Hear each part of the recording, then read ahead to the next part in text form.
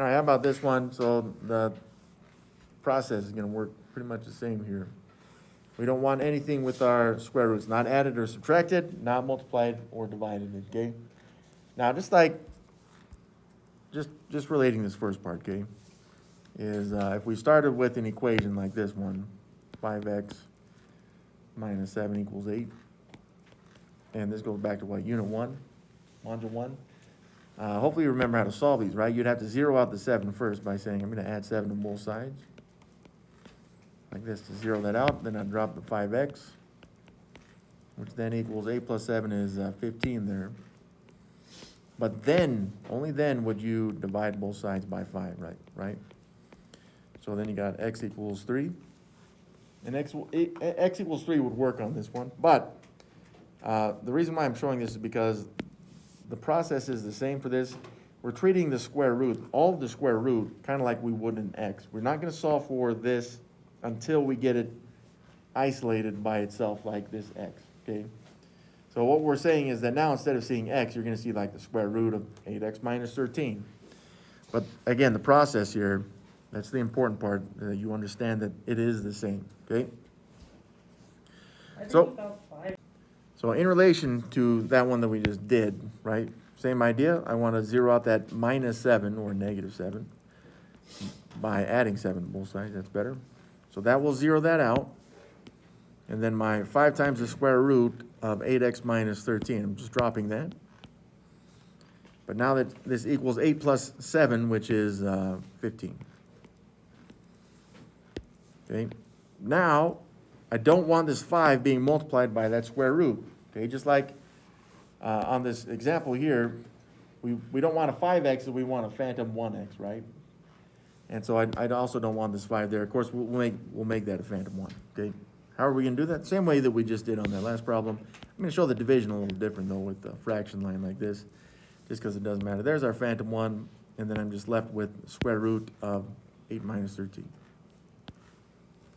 Okay, and then this now equals 5 divided by 5 is 3. Okay, now that I have isolated my square root, now I'm ready to solve this equation by squaring both sides of the equal sign. So again, I'm squaring this entire left side of the equal sign, which means I also must square the other side. And then I'm just left with 8x minus 13. But now this equals 3 to the power of 2. That'd be 3 times 3, which is 9, okay? So now I've got an equation just like the one that we solved already. It should take 2 principles of equality to solve. And so you'd have to add 13 to both sides, zeroing out that negative 13. So that does zero that out. And then I got the 8x, which I drop.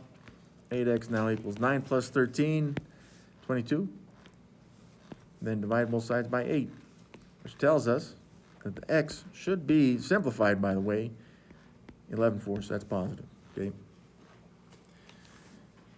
Now let's go back to the original equation and just check to make sure that this is going to work.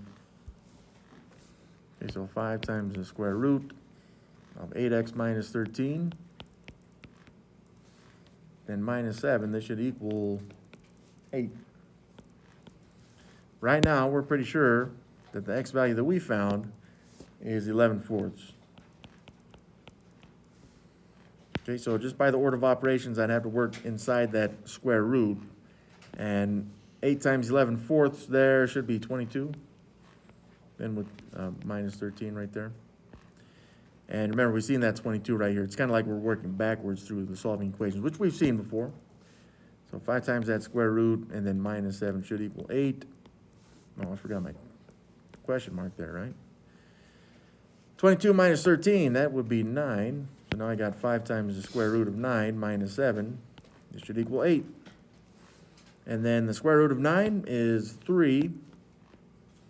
So now I got 5 times 3 minus 7. This should equal 8. And again, we've seen the 3 there. So the next one we're kind of expecting is 15.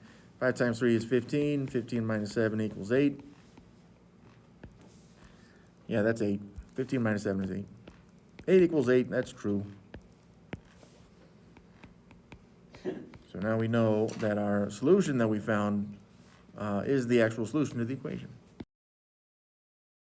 for me, I recommend using the calculators because all that time that we just spent writing this crap down, it saves it, okay? Now, remember, if you find that you found something false, which you've seen me do several times, we gotta go back and figure out where I'm talking about me here, where I made a mistake. Maybe it's some kind of typo, sometimes right here.